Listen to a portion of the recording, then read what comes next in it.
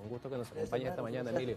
Gusto Bien. siempre conversar. Gracias. Y por supuesto sus comentarios bienvenidos en nuestra cuenta, @primera página, @globovisión. Las tensiones entre el gobierno de Venezuela y los Estados Unidos vuelven, por supuesto, a ser agenda en nuestro país. Hay varios temas que quisiéramos abordar desde este punto de vista, porque de allí se desprenden varias preocupaciones que tienen que ver principalmente con el tema de las sanciones y por supuesto con el cronograma electoral. Pero las sanciones, que es un tema que más allá del mundo político tiene su impacto en lo económico, en el ciudadano de a pie, porque no solamente no lo digo yo, también lo dice Fede Cámaras. Fede Cámaras ha planteado nuevamente su preocupación por el tema de la política de sanciones y la posibilidad de que éstas regresen. ¿Cómo lo está viendo Consenso? Bueno, sí, primero responsablemente, hablar como politólogo, no puedo hablar como Consenso, entiendes que ahí hay varias organizaciones. Claro, es una organización, ¿no?, Sí, horizontal. Sin embargo, yo pertenezco al movimiento Ciudadano 132, pero bueno, con respecto a las sanciones, bueno, evidentemente, y ya la historia nos ha dado muestra de eso, las sanciones no han sido una política acertada para cambiar gobiernos. Bueno, yo recuerdo cuando la primera vez de las sanciones, por allá en el 2015, yo decía de que se le estaba dando el mejor pretexto a este gobierno que tiene tendencias totalitarias para aferrarse al poder. Y el ejemplo de eso es Cuba, pues. O sea, el mejor ejemplo de lo ineficiente que han sido las sanciones para hacer cambios políticos en los países es Cuba, pues. Incluso todo el proceso de la Revolución Cubana hoy se sostiene sobre el pretexto de que... Claro, que la condición actual de la isla es consecuencia de las sanciones. Exacto. Entonces, bueno, es lamentable también que haya ciudadanos venezolanos que hayan dejado su política subestimada a la política de los Estados Unidos, o subordinada, perdón, a la política de los Estados Unidos, y que sean los Estados Unidos los que incidan en la agenda política de quienes se pretenden como una referencia para impulsar los cambios en este país. O sea, yo creo que una de las cosas que tenemos que hacer en este momento, Carlos, y esto vengo yo con mucha preocupación y mucha responsabilidad ante el país, es llamar a la sindéresis. O sea, de verdad es necesario llamar a la sindéresis, es necesario que el pensamiento avanzado de este país, que el pensamiento comprometido con este país, con los millones de personas que hoy no tienen ni para desayunar, porque es verdad.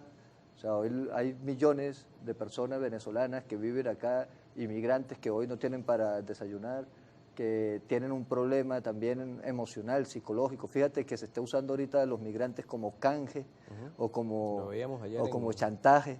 O sea, por ejemplo, las declaraciones de la vicepresidente es que no se recibe a los... Más vuelos de repatriados. O sea, imagínate, fácil, yo lo que pensaba, que tú sabes que soy estudioso de la migración, yo lo que pensaba es, bueno, imagínate un refugio en Nueva York hoy a temperaturas de -0, en donde hay 100 familias migrantes y que están ya con la decisión de ser deportados, y ya para montarse en el avión, pues. Entonces, a partir del 13 ya no pueden llegar. O sea, así son las cosas. Claro, pero no hemos llegado a este punto de a gratis, podemos decirlo. El crecimiento de las tensiones vienen por varios factores y hay acusaciones de lado y lado. El gobierno argumenta que la oposición está detrás de algunas conspiraciones, la oposición argumenta que no le cumplieron lo que se firmó en Barbados. Es decir, no, todo esto es consecuencia de un problema mayor, que es por supuesto el tema de confianza entre los actores y el cumplimiento de lo que allí se firmó en Barbados. Bueno, la verdad es que los actores que hoy están dirigiendo la escena pública están quedando muy, digamos, muy enanos ante la realidad nacional. O sea, la realidad nacional y la realidad global los está desbordando. O sea, aquí, ¿qué es lo responsable? Lo responsable es respetar la Constitución. O sea, lo responsable es que el Poder Electoral anuncie el programa electoral, que todas las personas puedan tener sus derechos de ejercicio, la posibilidad de ejercer sus derechos políticos, que todos los partidos puedan inscribirse ante el CNE, que los partidos puedan inscribir sus candidaturas. O sea, eso es lo que en cualquier país en donde la institucionalidad funcione se dé, pues. Y una ciudadanía consciente que se forme y tome la mejor decisión. Ahora, eso no se está dando en Venezuela así. ¿Y por qué no se está dando en Venezuela así?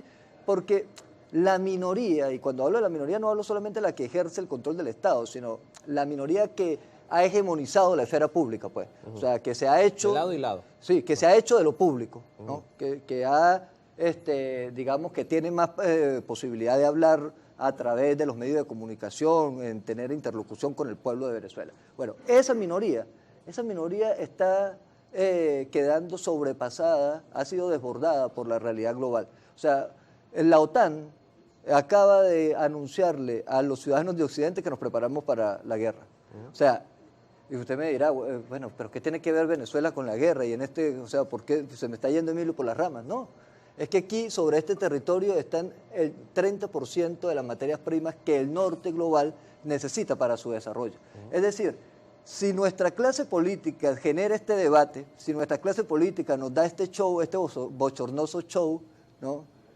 Entonces, nosotros los ciudadanos que tenemos preocupaciones, digamos, más allá, que nos estamos preguntando sobre nuestro devenir, ¿no?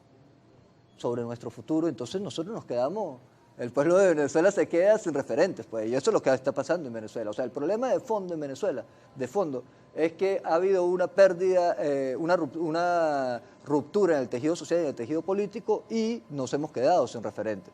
Hoy, aunque todos nos inviten a sonar los tambores de la guerra, del conflicto y de la violencia y de gritar y de elevar la voz, yo creo que hoy, al contrario, el llamado tiene que ser a la sindéresis, el llamado tiene que ser a la responsabilidad, el compromiso nacional y a respetar la Constitución. O sea, cuando Emilio Seche dice que nos quedamos sin referentes, ¿a qué hace mención? Porque lado y lado siguen consolidando sus referentes. La oposición dice que hoy su referente es María Corina Machado y el gobierno dice que es Nicolás Maduro. Pero eso está solamente en el tema electoral, Carlos. Yo te pregunto a ti, de pensamiento, de visión del mundo, de visión de vida, ¿esos políticos son referentes para nuestra generación? No son referentes para nuestra generación, Carlos. Hay otros debates que se están dando en el mundo que esa clase no está dando. ¿Ves? O sea, ¿cómo va a ser, por ejemplo, el mercado del empleo? ¿Cómo va a ser, por ejemplo, la transición energética? O sea, nosotros tenemos que apostar por una transición energética. Venezuela, que es la mayor reserva probada de petróleo del mundo, tiene que llevar el ejemplo a nivel mundial para convocar una transición energética en medio de un cambio climático. Ahora, la Agenda 2030, ¿la está discutiendo esa clase? Tú sabes que no la está discutiendo. Ahora, yo le tengo que decir a esa clase y le tengo que decir al pueblo de Venezuela, epa, aquí hay una generación formada.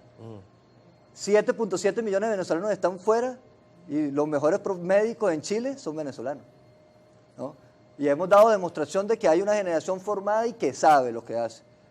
Bueno, que en este reparto y en esta pelea de borrachos, la generación formada y la generación que convoca la responsabilidad y la sindéresis no lo dejan entrar, bueno, eso es una cosa que tiene que juzgar la gente. Es un tema de no dejarlos entrar.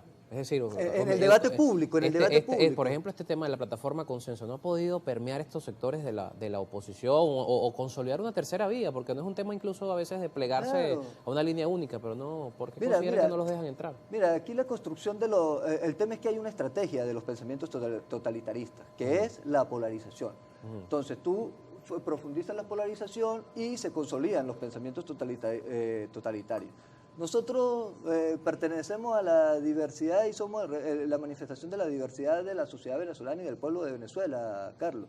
O sea, quienes hacen vida en consenso y quienes hacen vida en este esfuerzo común que estamos haciendo en consenso, son personas que están trabajando, son personas honestas, no son enchufados, no son enchufados de ninguno de los dos gobiernos, pues, porque aquí hay enchufados del gobierno, digamos, de Maduro y del gobierno interino. Entonces, al final, son enchufados de las riquezas que nos pertenecen a todos.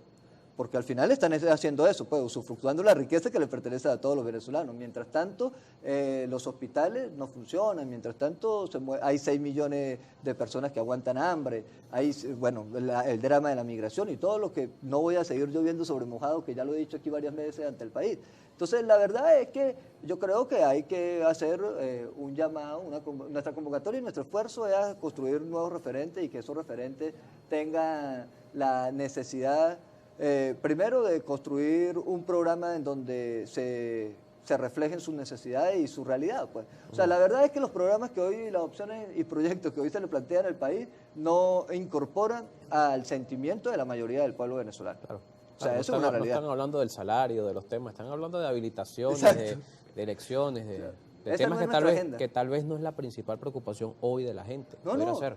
Y además a mí me parece, incluso, por ejemplo, si tú me preguntas a mí sobre lo de la inhabilitación es inconstitucional. Yo se lo dije incluso al doctor al doctor Casal, cuando me consultó, porque tú bien sabes que yo promoví las primarias, y me Tuvieron consultó, candidato en su momento, apoyó un claro, candidato. me consultó sobre el tema de que si era prudente dejar inscribir inhabilitado. Yo le dije que era un sinsentido. ¿Y por qué era un sinsentido? Y aquí públicamente también lo dije cuando me lo preguntaron en una oportunidad. Es un sinsentido. ¿Por qué? Porque sí, hay un argumento jurídico de peso, pero la realpolitik es otra. Entonces, hoy lo lamentable es que el 12%, porque eso es lo que significa ese sector, el 12% de la población del pluralismo, termine siendo, o sea, el debate que tiene ese 12% termine siendo el debate de todos, pues. Y de verdad, aunque es importante y aunque de verdad hay que decir de que es inconstitucional lo que se le ha hecho, de que es evidente, de que hay una persecución, de que es evidente que es una realidad esa expresión y que aquí hay una ola democratizadora que no la va a parar nadie, pero también es cierto de que es necesario de que sea inteligente, pues. Y la inteligencia, hoy la convocatoria al pluralismo es a la inteligencia política. Yo creo que aquí no ha habido un proyecto histórico y una estrategia unitaria de la oposición que se plantee más allá de los nombres, de los apellidos, del debate candidatural, un proyecto histórico de país que nos incorpore a todos. Es decir, ese tema, o sea, buscar un sustituto. No pelear la habilitación, sino buscar un sustituto. Es que yo creo que aquí el gobierno, o sea, el gobierno que necesita Venezuela no es el gobierno de una sola persona. Es el gobierno de una sumatoria de voluntades para un planteamiento de gobierno de transición, porque nosotros no estamos en un país normal. O sea, nosotros perdimos en los últimos 7 años el 80% de nuestro Producto Interno Bruto. O sea, ya por ahí, no sé, yo no entiendo por qué hay tantos candidatos a presidentes, porque de verdad, si es desde la lógica del trabajo, lo que le viene es más trabajo que buena vida. Pero la verdad es que lo que nos ha dicho la realidad es otra cosa, ¿no? Que hay unos intereses y hay unos pensamientos cuadrados, como le decimos los de nuestra generación, que no están a la altura de lo que nosotros estamos debatiendo como generación, de lo que estamos debatiendo como pueblo trabajador y de las aspiraciones que tenemos nosotros como pueblo. O sea, las aspiraciones que tiene el venezolano es pelearse, es ir a la guarimba, es ir a la insurrección. No, las aspiraciones que tiene el venezolano